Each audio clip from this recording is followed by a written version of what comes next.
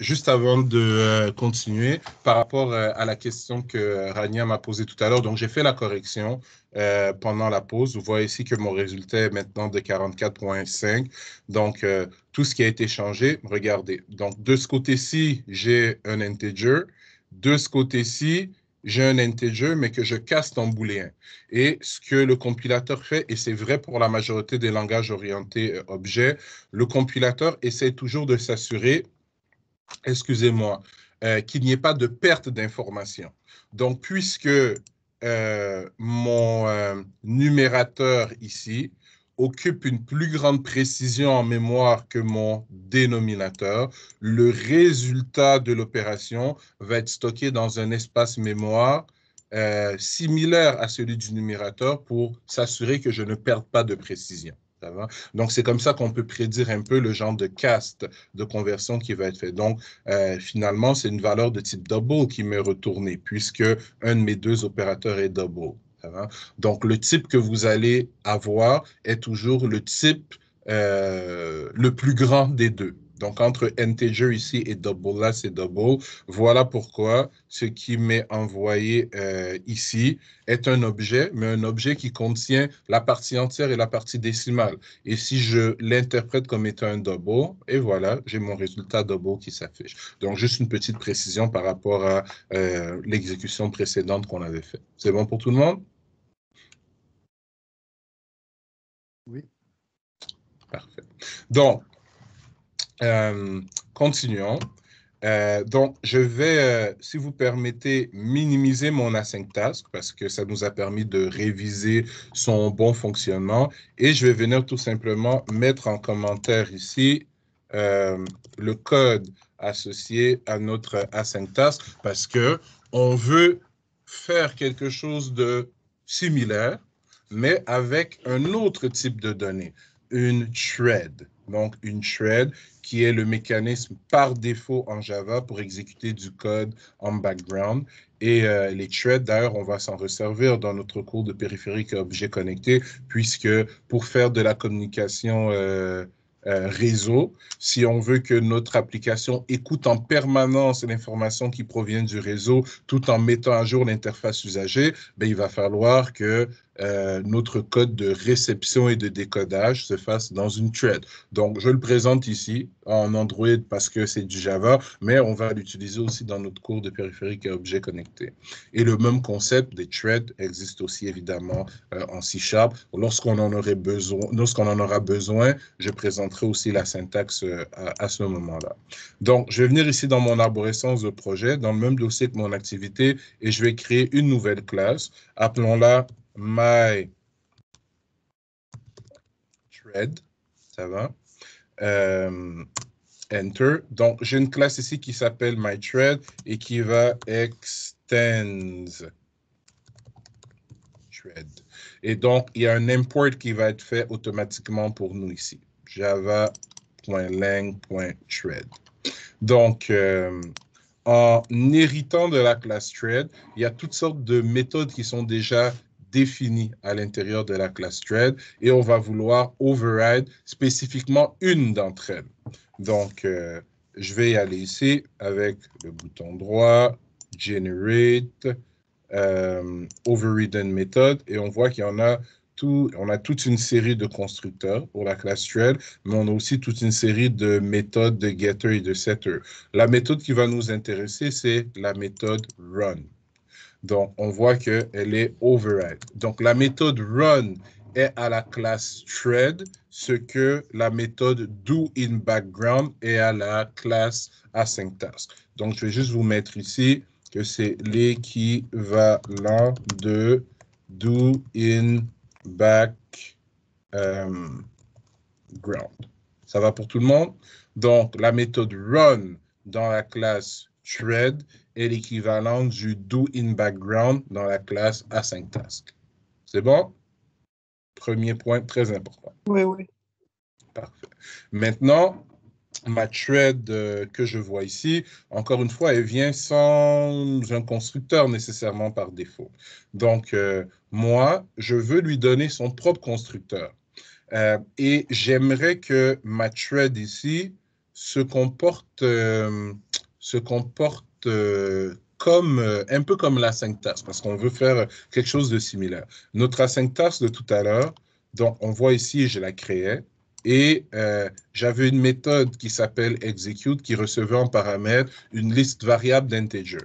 Je veux vous montrer que les listes variables, on peut les utiliser pas mal où on veut, que ce soit dans un constructeur, dans un setter, dans une fonction publique. Donc, moi, ce que je vais faire ici dans ma classe thread, juste pour vous montrer que la liste d'attributs variables, elle est utilisable ailleurs que dans une fonction, je vais me créer public thread.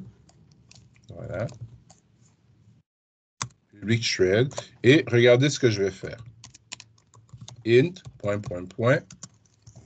val. Donc, ma thread, quand je vais la créer, elle va recevoir en paramètre une liste d'attributs variables.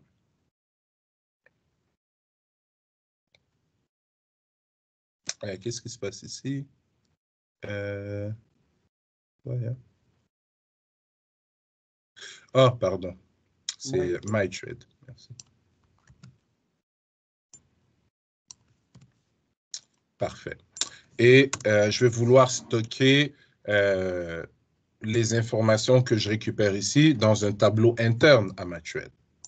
Un peu comme j'aurais pu les stocker dans un tableau interne que j'aurais pu mettre là à l'intérieur de mon async task. Donc, private, juste ici, int, c'est un tableau dont on ne connaît pas la dimension par défaut, et je vais l'appeler, tiens, val, lui aussi. Val. Et donc, dans mon constructeur, tout ce que je vais faire pour l'instant, c'est évidemment 10.val égale val. Parfait pour tous? Excuse. Ouais. Oui. Parfait. Oui, excuse, Fernand. Mohamed, juste parle un peu plus fort, s'il te plaît, Mohamed. Ah, tu entends? Oui, c'est bon. Ok, c'est juste mon mic. Juste te demander, est-ce que tu as créé la classe MyTreat, c'est ça? Parce que Oui. j'ai quitté, je suis revenu à cause d'un petit bug sur mon Oui, PC. je viens de la créer de toutes pièces, juste ici. On voit que j'ai activité et j'ai une autre classe, donc forcément, c'est une classe que j'ai rajoutée moi-même. Ok, parfait, merci. Donc, une classe, on lui donne le nom qu'on veut, pourvu qu'elle hérite de thread. Et parmi toutes ces méthodes, la plus importante à override, c'est la méthode run. En fait, c'est la seule que vous devriez override parce que une thread, ça joue avec le mode de fonctionnement du système d'exploitation. Si on override les autres méthodes sans vraiment savoir ce qu'on fait, ben, on peut toucher à des choses qu'on ne devrait pas toucher. Voilà pourquoi, mis à part les threads, il y a aussi les runnables, qui sont un moyen plus sécuritaire que les threads d'exécuter du code en background. Mais bon, je dévie, commençons par les threads. Ça va? Donc, j'ai un constructeur qui va me permettre de rentrer à l'intérieur de mon objet de type myThread l'information que j'aimerais traiter dans le code en background. Maintenant, j'ai un problème, c'est que l'information, elle est ici, elle est chargée ici à travers le constructeur.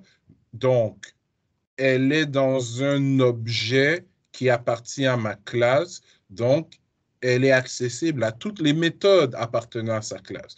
Mais quand est-ce que j'exécute la méthode run?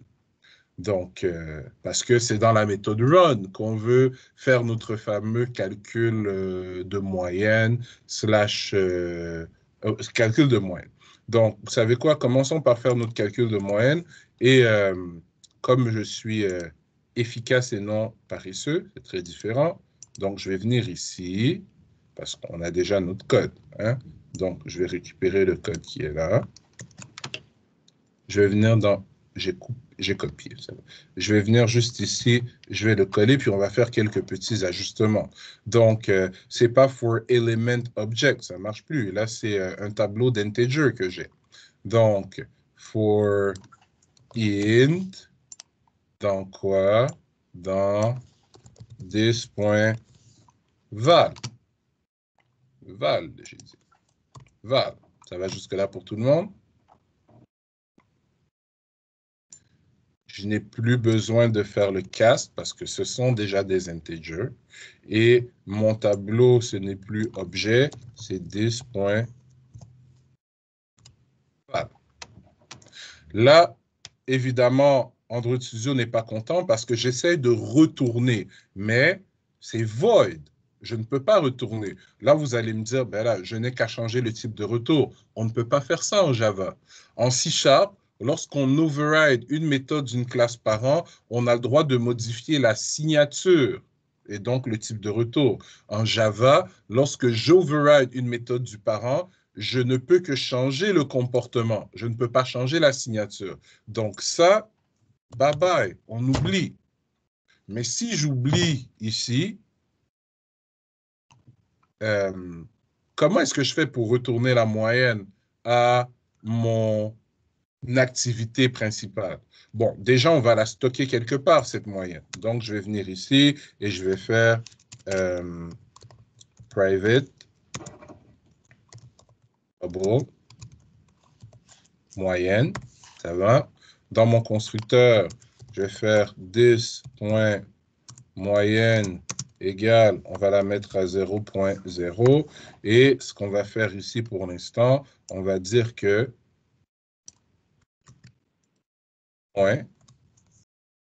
le résultat du calcul, on l'a à l'intérieur de notre thread.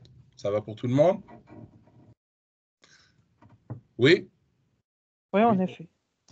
Donc, vérifions déjà que ça marche. Ça va? Que notre thread, on est vraiment capable de l'appeler. Quand on l'appelle, comment est-ce qu'on fait pour lancer la méthode run? Et vérifions que ça donne toujours le même résultat. Donc, ce que je vais faire, encore une fois, juste par souci d'efficacité, parce que je suis un peu paresseux aujourd'hui, je vais juste aller récupérer ceci. Je vais venir le coller là.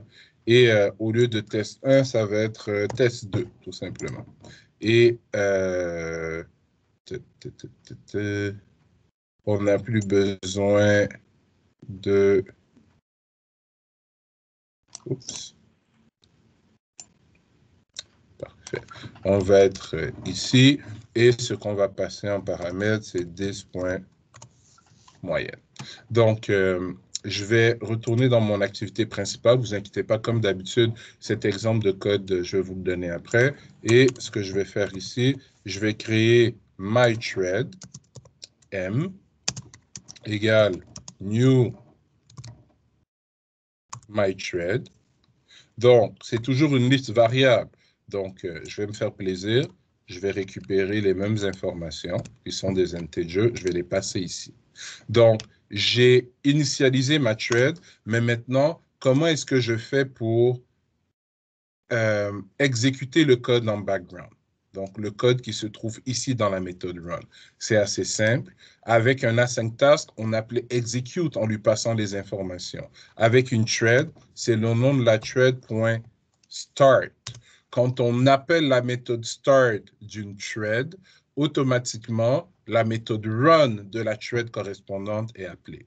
Donc, si je lance mon application à nouveau, donc disons ici, donc on a relancé l'application, attendons que ça compile et venons taper test 2 juste ici, ben, on voit que j'ai bel et bien un 44.5 sur test 2.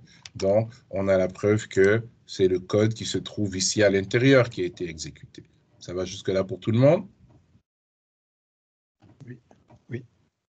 Donc, si je vous demandais à ce stade-ci de créer un thread et de vous assurer que votre thread puisse vous aider à faire une insertion dans une base de données distante, techniquement, on ne devrait pas avoir de problème parce que l'information qu'on recevrait ici, qui serait le nom, le prénom, par exemple, on sait comment la récupérer de l'interface usagée. On appellerait start et à l'intérieur de la méthode run ici, qu'est-ce qu'on ferait? On écrirait notre code Java qui nous permet de viser un script PHP en envoyant des requêtes par GET ou par POST, etc., etc., etc. Ça va pour tout le monde? Tout le monde comprend le parallèle? Oui. Donc, Oui. c'est plus pratique d'utiliser un thread que le MyAsyntask. Ben, en fait, ça revient à la même chose qu'on est habitué parce que c'est les mêmes morceaux, mais structurés différemment. Et c'est pratique, c'est plus pratique pour l'instant, hein. Il y a une raison pour laquelle la syntaxe a été inventée. C'était pour simplifier l'utilisation des threads. Parce que pour l'instant, c'est facile d'utiliser le thread pour faire un calcul et envoyer de l'information ailleurs. Mais si cette information-ci, j'aimerais l'afficher dans mon interface usager, je fais quoi présentement avec ce que j'ai comme classe ici, là? Comment est-ce que je peux récupérer l'information que j'ai dans moyenne et l'afficher dans mon interface usager? Si j'avais un text view, par exemple, qu'est-ce qu'il faut que je rajoute à ma class thread? Un intent? Pardon? Un intent? Tu veux dire un intent pour envoyer l'information à une autre activité. L'idée n'est pas mauvaise, mais ça ne marcherait pas ici. Pourquoi? Parce que le seul objet qui a accès aux intents, c'est une activité. Et je ne suis pas dans une activité ici.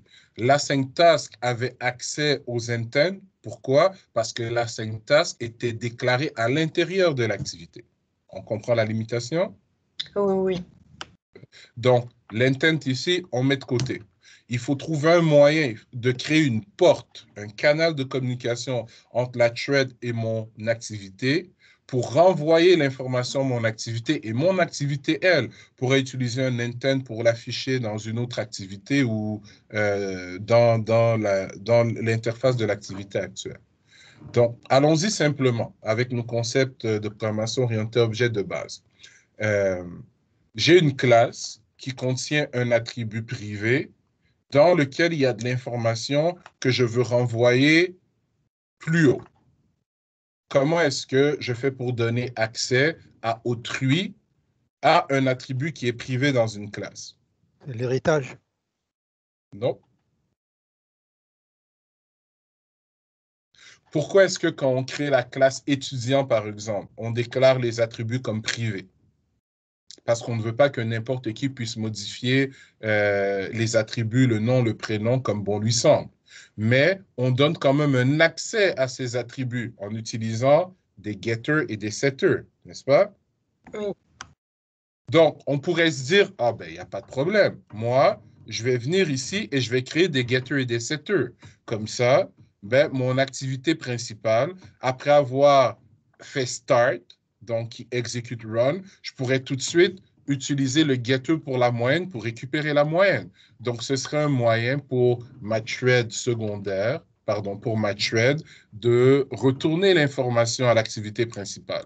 Ça a l'air d'être une bonne idée, non? Ok, oui. Ceux qui sont silencieux, c'est parce que vous avez peur d'être foudroyé si jamais vous dites que c'est une bonne idée et que je dis que c'est pas une bonne idée.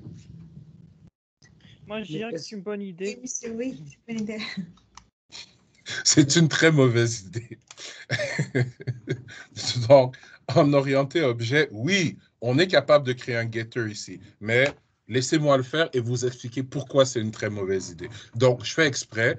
Puisque je présente les threads, je veux aussi vous présenter en même temps quelles sont les erreurs standards que les programmeurs, même expérimentés, font quand ils commencent à utiliser les threads. Et en ce faisant, ben, je vous prépare aussi à des questions d'entrevue sur le sujet. Ça va? Donc, créons des getters et des setters, comme vous me l'avez suggéré, parce que c'est ce qu'on vous a appris en orienté objet. Quand je mets quelque chose privé, si je veux lui donner un accès contrôlé, je fais des getters et des setters. OK. Donc, allons-y. Generate. Hein? Android Studio est gentil. Il va même les générer automatiquement pour nous. Voici mes getters et voici mes setters. Donc, je retourne dans mon activité et je fais ceci. Donc, disons, double res égale m.get moyenne. Ça a l'air magnifique, non, tout ça? Il n'y a rien de louche. Donc, je crée ma thread, qui doit exécuter du code pour moi en background. Je lui passe de l'information. Je démarre l'exécution du code en background et ben, je demande au code en background de me retourner le résultat du calcul. Il y a rien de louche. Mais je vais vous expliquer dans quelques secondes pourquoi c'est une très mauvaise idée de faire ça. Oui, Mohamed. C'est quoi la différence entre start et execute? Genre, start, ça permet de débuter. Bon, je sais pas. C'est quoi la différence entre start et execute? Donc, on a dit, ben, premièrement, execute, c'est sur un async task et start, c'est sur une thread. Donc, deux fonctions différentes dans deux objets différents. Maintenant, la différence, ben, il n'y en a pas vraiment, puisque start, excusez-moi, start Attends, permet de démarrer la méthode run, dans laquelle on a notre code en background, et execute permet de démarrer la méthode doing background, dans laquelle on a notre code qui doit s'exécuter en background. Ça va? Donc, les deux ont des fonctionnalités similaires. La différence, c'est que execute prend des paramètres, alors que start n'en prend pas. Donc, si je veux passer de l'information à ma thread, je dois le faire soit à travers le constructeur, soit à travers une fonction publique que je code dans ma thread. Ça répond à ta question? parfait, merci. Ça fait plaisir. Donc, pourquoi ceci est une très mauvaise idée? Okay. Si on a pris la peine de créer une thread, c'est parce qu'on a jugé que le code qu'on veut exécuter en background est un code qui prend beaucoup de ressources ou peut prendre beaucoup de temps pour s'exécuter. Donc, faisons juste une petite supposition. Donc, imaginons quelques secondes que le code qu'il y a ici prend, je ne sais pas moi, 30 secondes à s'exécuter. 30 secondes, c'est énorme en temps informatique. Tout le monde est d'accord là-dessus. Ça va? Oui, non, peut-être? Ok, oui. OK. Donc, ce code-là, il s'exécute en background. Donc, on s'entend en parallèle avec le code qui s'exécute ici. Entre la ligne 20 et la ligne 21, d'après vous, ça prend combien de temps à mon téléphone pour exécuter ces deux lignes de code? Peu de secondes. Ça prend sûrement pas 30 secondes. Ça prend quelques microsecondes. Secondes, j'ai dit. Très peu de secondes. Pardon? J'ai dit peu de secondes. Merci. Donc, qu'est-ce qui va arriver? C'est que je vais appeler mon getter, ici, get moyenne, qui va me retourner la moyenne qui n'a pas encore fini d'être calculée par mon code de background. Donc, ma moyenne va être erronée ici. Et encore là, vous avez de la chance, ça ne va pas planter. Pourquoi ça ne va pas planter? Parce que j'ai mis une valeur par défaut à la moyenne. Si je n'avais pas mis une valeur par défaut à la moyenne et qu'elle était nulle, qu'arrive-t-il lorsque on appelle un getter qui nous retourne nul et qu'on essaie d'initialiser une variable avec nul? Vous allez avoir une exception qui va être générée. Ça va? Donc, voilà deux raisons pourquoi ça, c'est une très mauvaise idée. Si j'exécute du code en background, c'est que je ne sais pas combien de temps ça va prendre à ce code pour s'exécuter. Donc, ce n'est pas à moi de demander le résultat. Je dois plutôt attendre que la classe qui travaille pour moi en background m'avertisse quand elle a fini de faire son travail. Et c'est ce que onPostExecute faisait pour nous. onPostExecute s'exécutait automatiquement lorsque doInBackground avait fini de faire son travail. Tout le monde commence à voir l'avantage que l'async task avait sur le thread? Ouais. Monsieur. Par contre, il y a une solution à tout en informatique. Donc, ce qu'on pourrait essayer de créer comme stratagème, et c'est pas bon encore une fois, mais je vais le faire quand même pour justifier la raison pour laquelle ce n'est pas bon. On pourrait essayer de faire la chose suivante. On pourrait se dire, bon, moi, je ne veux pas essayer d'exécuter cette ligne tant aussi longtemps que je ne suis pas sûr que mon ami M ici a fini de faire son travail. Donc, comment est-ce que M peut m'avertir qu'il a fini de faire son travail? Bon, c'est simple. Donc, on pourrait doter notre ami M de ceci, booléen, done. Et par défaut, cet attribut, this.done, je le mets à false. Tant qu'il est false, ça veut dire que je n'ai pas encore fini de faire mon travail. Quand il va être true, ça veut dire que j'ai fini de faire mon travail. Donc, tu peux appeler mon getter pour lire l'information. Et donc, dès que j'ai fini ici de faire mon travail, qui est de calculer la moyenne, on va faire quoi? On va faire this.done égale true. Tout le monde comprend la logique jusque-là? Oui. Oui, monsieur, j'ai compris. Donc, ce qui fait que dans mon activité principale, ben, je pourrais venir faire quelque chose comme ceci. Juste 2 secondes. Statut égale... Laissez-moi juste l'écrire et je vais l'expliquer.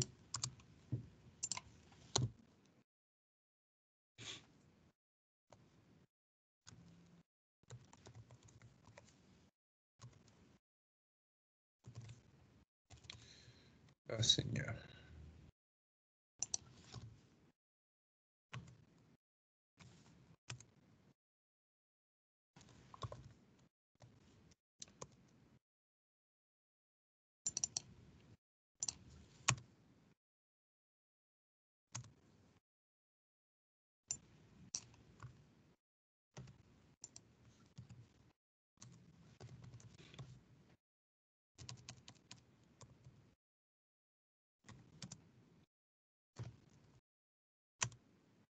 OK. Est-ce que quelqu'un peut m'expliquer ce que je viens de faire ici et comment ça semble régler mon problème? Volontaire? Thibaut, il me semble que ça fait longtemps que je ne t'ai pas entendu. Très longtemps même.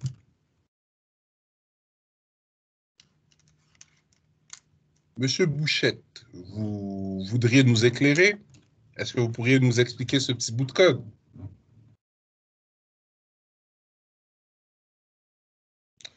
Monsieur Bouchette, une fois, 2 fois, 3 fois. Donc, voilà comment cette session, je vais officiellement déclarer les gens absents du cours. Ça va? Parce que, à mon humble avis, mais je ne peux pas me tromper, ben, ce n'est pas normal que si on est connecté dans un cours, et j'ai pris un exemple au hasard, hein, ce n'est pas normal que si on est connecté à un cours et qu'on le suit, qu'on nous nomme 3 fois et qu'on continue à parler et qu'on n'a aucun signe de vie, vous ne pouvez pas croire que je vais vous mettre présent. Donc, votre ordinateur est présent virtuellement au cours, mais vous, physiquement et mentalement, vous êtes absent. Donc, je vais vous mettre un magnifique 3 heures d'absence. Si 2 ou 3 fois dans la même période de cours, je vous interpelle et je n'ai aucune réponse de vous. Est-ce que c'est clair pour tout le monde? C'est enregistré. Ça va pour tout le monde? Oui. Magnifique. Donc, j'ai plusieurs moins levés. Zakaria, je ne l'ai pas encore entendu. Merci Mohamed et Rania pour votre participation. Vous allez avoir droit de réplique si Zakaria, sa réponse ne me satisfait pas. Zakaria? Oui, ici on a déclaré une boolean statut juste pour entrer dans la boucle. Lorsque statut est true, on va vérifier aussi si la boolean done qu'on a déclarée dans la thread est true. S'il est true, on va récupérer la moyenne, puis on va la rendre false et ça va nous faire sortir de la boucle while. Donc, on va récupérer la moyenne et on va set done à false. C'est ça. Parfait. C'est exactement ça. Donc, ici, on s'assure que tant aussi longtemps que notre thread n'a pas fini son travail, on n'est pas en mesure d'exécuter la ligne 27, qui est la ligne problématique. Si notre thread a fini son travail, on récupère notre information. Par contre, ici, il y a un petit problème. La variable res ne devait pas être déclarée ici, sinon à l'extérieur du if, elle disparaît et on n'y aura plus accès. Donc, elle devrait plutôt être déclarée juste ici et initialisée tout simplement à l'intérieur. Ça va? Mais ton explication était parfaite. Donc, le problème avec ce bout de code, c'est un peu comme faire un long voyage en voiture avec des enfants. Est-ce que il y en a qui ont déjà eu cette expérience-là? Donc, moi, ça m'arrive assez fréquemment. Donc, je pars de chez moi, disons, pour aller chez mes parents. Et toutes les 5 minutes, les enfants, ils me demandent, Papa, est-ce qu'on est déjà arrivé? Je tourne la tête, je dis non. 5 minutes après, Papa, est-ce qu'on est déjà arrivé? Je tourne la tête, je dis non. À un certain moment, ça devient fatigant. Ça prend beaucoup de ressources. C'est exactement ce qu'on est en train de faire ici. Papa, est-ce qu'on est arrivé? Non. On saute par-dessus le if. Quelques secondes plus tard, on rentre dans la boucle. Papa, est-ce qu'on est arrivé? Ou plutôt, Matred, est-ce que tu as fini de faire le travail? Non? OK. Matred, est-ce que tu as fini de faire le travail? Non? OK. Et le problème qu'on essaie de régler, c'est-à-dire ne pas être coincé dans une boucle et ne pouvoir rien faire d'autre pendant ce temps, on vient de le recréer ici en réalité. Tout le monde comprend pourquoi? Oui. Parfait. Oui, mais la boucle if semble faire l'affaire. Pourquoi la boucle while? La réponse est très simple. Juste la terminologie, la structure de décision if. Ce n'est pas une boucle, un if. Si j'enlève, ça va? Tu as compris le terme? Si j'enlève le while, qu'est-ce qui va arriver? Donc, je teste et ma thread n'est pas prête. Donc, je passe ici. Comment est-ce que je vais retourner tester par la suite? Tu comprends pourquoi mon while? Oui, oui. Parfait. Donc, c'est pour continuer à tester ou à demander à la thread, est-ce que tu es prêt? Est-ce que je peux faire la lecture? Et tant que la thread n'est pas prête, bien évidemment, on ne fera pas la lecture. Mais on vient d'expliquer pourquoi c'est une mauvaise pratique, ça. Parce qu'on coince la thread qui s'occupe de notre interface usager dans une boucle. Donc, pendant que je suis coincé ici, tant aussi longtemps que la thread n'est pas prête, donc que je n'ai pas récupéré mon résultat et que je n'ai pas mis done à false pour pouvoir, pas done à false et j'ai fait une bêtise. C'est pas done que je vais mettre à false, excusez-moi, c'est statut que je veux mettre à false. Donc, tant que je n'ai pas mis statut à false, ben, je ne pourrai pas sortir de cette boucle et continuer à faire le travail que j'ai effectué ici. Donc, à prime abord, ça paraît être une bonne idée, mais ben, je viens de vous démontrer que c'est une très, très, très, très, très mauvaise idée. Tout le monde comprend pourquoi?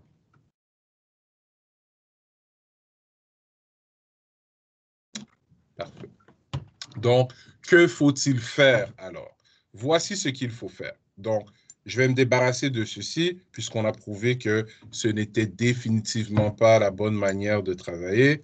Donc, je vais me débarrasser de tout ceci. Il y a 2 manières standards pour qu'une thread retourne de l'information à votre activité principale. Et je vais présenter une des 2 aujourd'hui et on présentera probablement la seconde la prochaine fois. Donc, je vais me débarrasser de mon booléen.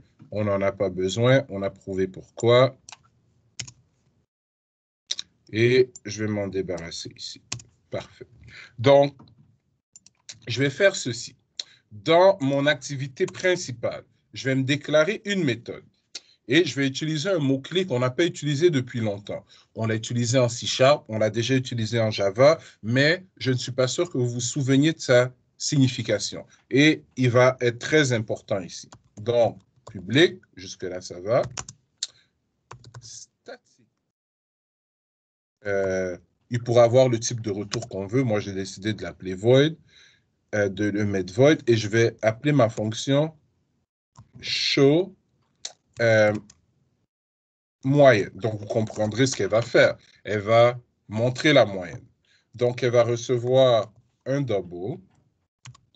Et ce double, je vais l'appeler moyenne.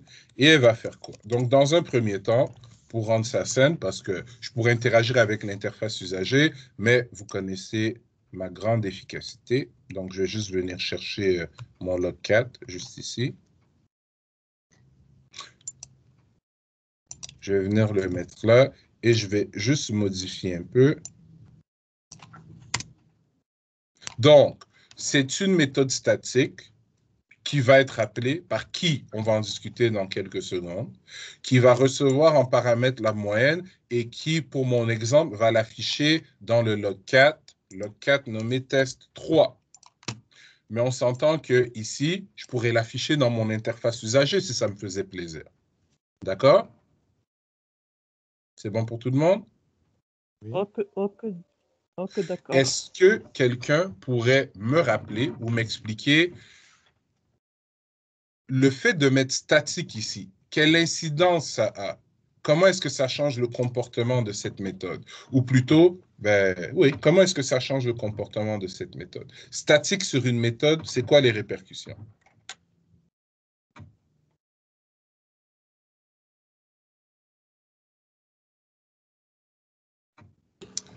Monsieur? Oui, oui. Tu peux y aller, Omar. Oui, avec une méthode statique, c'est pas nécessaire de créer une nouvelle instance de la classe. On peut appeler la méthode, mais pas besoin d'instancier la classe. Super. Parfait, c'est exactement ça. Donc, je vais vous donner quelques exemples ici que vous utilisez tous sans vous en rendre compte. Donc, la classe math, vous l'avez déjà tous utilisée, non?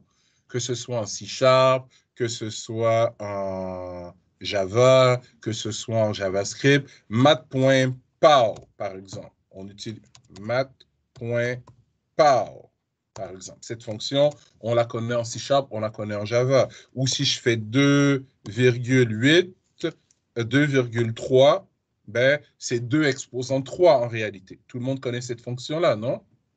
Oui. C'est ce qu'on a vu en Python aussi, je crois. Parfait. Donc, mais est-ce que vous avez déjà écrit quelque chose comme ça? Math M1 égale new math. Et ensuite, là, vous faites M1 qui est un objet math.pow. Pow. Et là, vous lui donnez 2. Vous avez déjà vu ça quelque part? Jamais. Non. Pourquoi? Parce que la méthode POW est une méthode statique déclarée à l'intérieur de la classe math, ce qui signifie qu'elle est une méthode publique statique, parce que si elle était privée, on ne la verrait pas quand on fait point. Donc, puisqu'elle est publique statique, on l'appelle directement sur le nom de la classe et non pas sur un objet de la classe. Ouh, c'était magnifique, ça, comme phrase. Par contre, est-ce que vous avez compris ma phrase? Oui, si. Comme elle était magnifique, on l'a compris. Donc, et c'est le même principe pour les constantes, comme math.pi, par exemple. Ça va? On ne crée pas d'objet math pour ensuite aller chercher la constante pi dans cet objet. On a une constante statique qu'on peut appeler directement sur l'objet. Donc, moi, je viens de faire quoi? Je viens de déclarer une fonction statique dans ma classe main_activity. Ça veut dire que pour l'appeler, et regardez la magie, voici le pont qui va se créer entre ma thread et mon activité. Donc, regardez bien. Je viens de finir mon travail dans ma thread, juste ici. Et donc, main_activity, qui est le nom de ma classe, point, hey, regardez, show moyenne, qui est ma fonction statique, et je vais donc pouvoir lui passer quoi? This.moyenne. Et voilà. Donc, j'appelle à partir de la thread, ça va, à partir du code qui s'exécute en background, la méthode showMoyenne de la classe activité en lui passant la moyenne que j'ai calculée en background, ce qui fait que cette méthode-ci est appelée et fait quoi? Affiche la moyenne. Testons. Donc, dans mon log, je vais gentiment venir mettre un test 3 juste ici et lançons cette magnifique application. Et on ne devrait pas trop être surpris de voir exactement le même résultat s'afficher dans la console. Ça va pour tout le monde?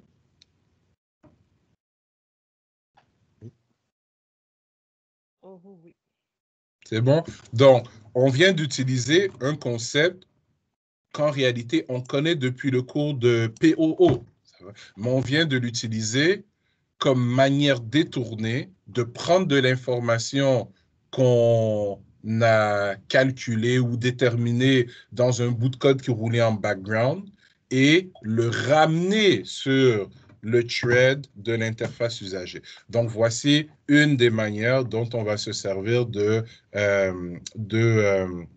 voilà, excusez-moi, une des manières dont on va se servir de nos, je ne sais pas pourquoi je perds mes mots, de nos threads pour interagir avec l'activité principale. Je vais faire mieux encore, si vous permettez, la classe qui est là. Hein? Donc, ma thread qui se trouve juste ici. Parce que on a commencé à créer l'interface de base d'une application Kotlin et on m'a demandé, mais là, on n'a pas encore vu, si vous ne me l'avez pas demandé, je lis dans vos pensées, hein, je lis vos inquiétudes pour vous demander, mais là, on a toute une application, mais on a vu en Java comment avec les asyntaxes envoyer de l'information de mon activité vers un script PHP. On n'a pas vu comment le faire en Kotlin. C'est sûr qu'il y a une manière pour le faire en Kotlin, mais je ne sais pas encore comment le faire. Est-ce que mon application va fonctionner? Et moi, je dis à quelques cours, même si on ne voyait pas comment le faire en Kotlin, ce que je vais vous montrer, on serait quand même capable dans notre application Kotlin de le faire parce que dans un projet Kotlin, on peut appeler nos classes Java. Et là, vous m'auriez dit, oui, mais Fernand, les async tasks, elles sont dépréciées. Donc, je vais utiliser mon async task dans mon projet Kotlin, mais dans 3 mois, les async tasks vont disparaître, mon projet Kotlin ne marchera plus. Et là, je vous dis, ben, la thread existe. La thread, ça ne va jamais disparaître. Donc, regardez ce que je vais faire. J'ai copié le code qui est là et je vais venir juste ici, New Folder, D, je vais venir dans Android Studio, fichier, nouveau projet, empty, next, je vais l'appeler D, je vais le mettre en Kotlin, oui, je vais viser le dossier D sur mon bureau, ok.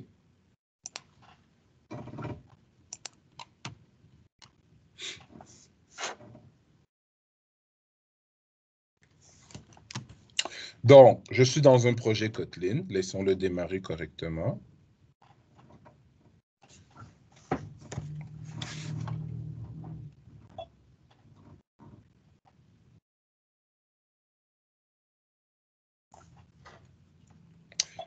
Bon, ça prend plus de temps que je croyais, mais c'est pas grave. Laissons-le démarrer.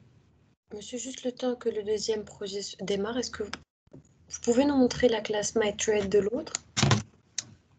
Oui. Vous savez quoi? Je vais me faire mieux. Je vais vous donner le code tout à l'heure, mais en attendant,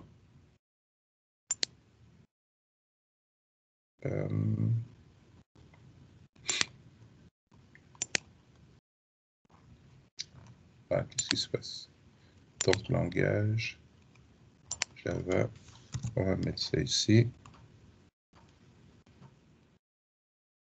Je ne croyais pas que ça prendrait autant de place que ça, mais bon. Ça va? Oui, parfait. Donc, je crois que c'est cette ligne qui t'intéressait, en fait. Exactement. Vous voyez mon lien télépathique? Donc, c'est démarré. C'est démarré. Oui, c'est bon.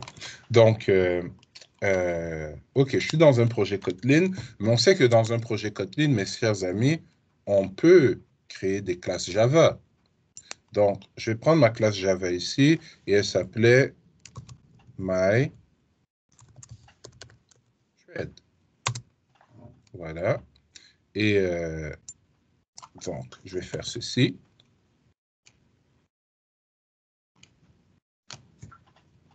Parfait. Donc, j'ai j'ai ma classe ici qui s'appelle myThread.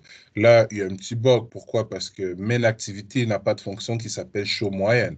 Mais on s'entend tous qu'on peut régler ça très rapidement, non? On est capable de venir ici très rapidement et créer une fonction qui s'appelle showMoyenne. Mais même avant de faire ça, je vais mettre ça en commentaire quelques secondes. Et si c'était une async task, parce que c'est le même concept, si c'était une async task, on a vu dès notre premier tutoriel de Kotlin que dans une application Java, dans une application Kotlin, on pouvait appeler les classes Java. Donc, comment on déclarait des variables en Kotlin encore? Var ou val. Donc, je vais faire val, appelons-la m, ça va. M est de quel type? M est de type myThread. C'est comme ça qu'on faisait ça, non? Égal quoi? Égal myThread. Pas besoin de new. Et myThread, var arg, val in. var arg, ça veut dire quoi? Variable argument. Donc, le Kotlin, lui aussi, a un mécanisme qui lui permet d'accepter les listes variables d'arguments. Donc, tout le monde a compris ce qui vient de se passer?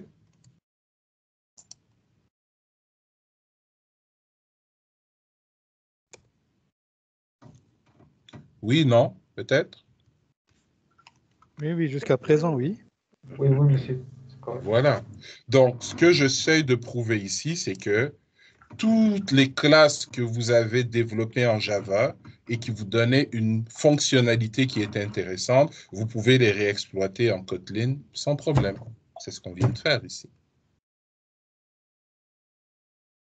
Ça va? On n'a rien changé dans myThread? J'ai rien changé dans... pour l'instant, ce que j'ai fait, c'est que j'ai juste mis en commentaire ma méthode showMoyenne ici parce que le concept de statique, ça va. Le mot statique n'existe pas en Kotlin. C'est un autre concept qu'on appelle les higher order functions, donc les fonctions d'ordre supérieur que je n'ai pas encore couvert avec vous, qui nous permettraient de déclarer la méthode show moyenne ici dans notre activité et qui ferait et qui serait l'équivalent de statique en Java. Mais sinon, pour le reste, on voit que ça marche parfaitement. Donc, si je prends mon async task et que je viens l'exploiter ici, ben, vous allez avoir le même comportement que vous auriez eu dans un projet Java. Donc, même avant de rajouter des librairies ou de voir les syntaxes propres au Kotlin qui nous permettent d'envoyer des requêtes de type GET et de type POST, ben, mes chers amis, on est quand même capable de faire le travail. Et je vais aller plus loin que ça. Je vous ai expliqué dès le début de cette session-ci que le Java et le Kotlin étaient très fortement liés. En fait, le Kotlin se compile en bytecode Java, ça va, en instruction Java, et roule sur la même machine virtuelle. Ça veut dire que pratiquement toutes les classes disponibles en Java sont disponibles en Kotlin. Est-ce que quelqu'un pourrait me rappeler le nom de la classe qui nous permettait d'effectuer une connexion vers notre script PHP?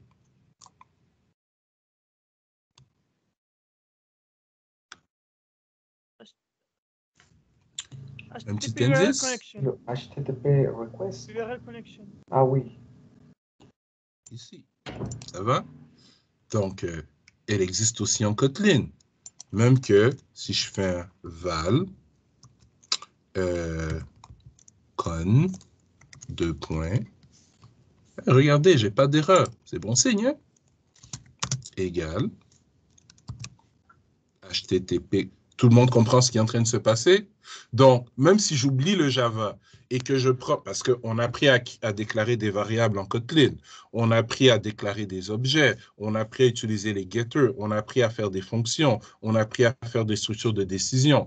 Tous les objets qui étaient utilisés dans l'async task que je vous ai donné la session dernière pour effectuer vos requêtes de type GET ou POST vers le serveur sont disponibles en Kotlin. Donc, on est capable de prendre le code qu'on avait dans notre do in background de la session dernière et on est capable de le réécrire ligne par ligne, mais en le convertissant à la syntaxe Kotlin. Et bingo, vous êtes capable maintenant, en utilisant les mêmes classes Java, mais appelées à partir du Kotlin, converties en code Kotlin, ben, d'effectuer des requêtes GET et de type POST nativement.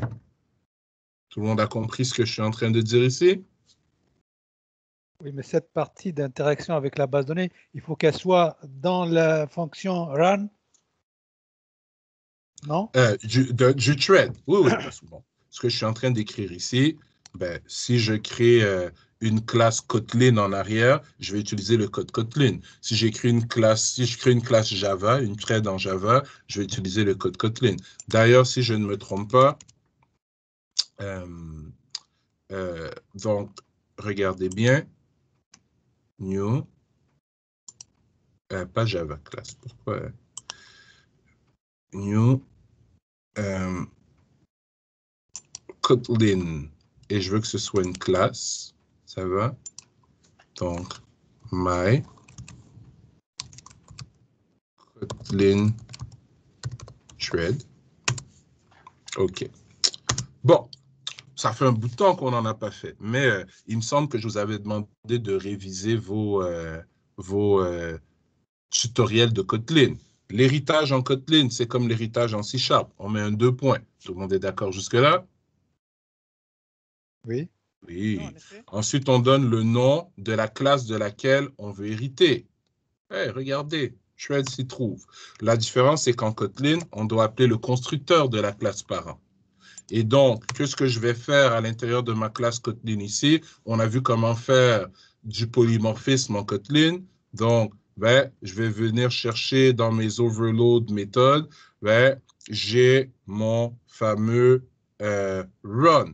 Sauf qu'en Kotlin, ben, elle retourne une valeur. Cette valeur, ça va être l'ID de la thread qui est en train de rouler. Voilà ma méthode. Et qu'est-ce que vous pouvez faire à l'intérieur de cette méthode? Vous pouvez faire exactement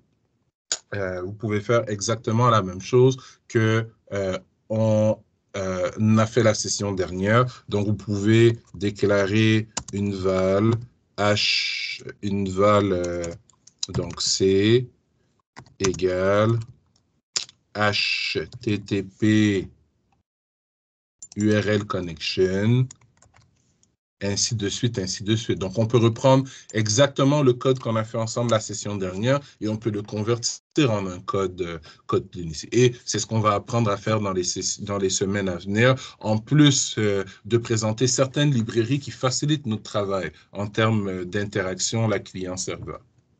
Ça va pour tout le monde? Oui, oui. Oui, monsieur. Oui, monsieur. Donc, bon, j'ai beaucoup bavardé aujourd'hui. Je commence à avoir la gorge sèche. Il est quoi? 4h27? OK. Donc, je vais minimiser ceci. Et ce que j'aimerais qu'on fasse, parce qu'on a vu beaucoup de choses, j'aimerais évidemment que vous repassiez à travers ce qu'on vient de voir pour la thread, donc que vous soyez capable de créer une thread, d'override sa méthode run et de réaliser comment ma thread en Java peut renvoyer de l'information à mon activité principale en appelant une méthode statique. Donc, je veux que ce concept-là soit ancré dans votre esprit. Et deuxième chose que je veux qu'on fasse, parce que doucement, n'oubliez pas que c'est notre projet de session ici qu'on veut construire étape par étape. Donc, normalement, à ce stade-ci, ce que je vous ai déjà demandé de faire, c'est de créer en Kotlin, créer dans un projet Kotlin toutes les interfaces usagées qui permettent de supporter nos cas d'utilisation. Donc, vous devriez juste avoir l'interface usagée, pas de code en arrière. Maintenant, chacune de ces interfaces usagées est là pour supporter un cas d'utilisation en particulier. Ces cas d'utilisation, normalement, ben, on a un magnifique document d'analyse qui nous permet de les éclater, ça va, de les préciser. Et avant de commencer à coder ces fonctionnalités, ben, il faudrait identifier les classes dont on a besoin, ce que je vous avais déjà demandé de faire aussi. Ces classes nous donnent une vue statique de notre application, mais avant de faire bouger ces objets, avant de rouler notre application, on aimerait avoir une vue dynamique de notre application. Donc, j'aimerais qu'on se pratique à faire un diagramme de séquence, mais dans un contexte concret. Quel contexte?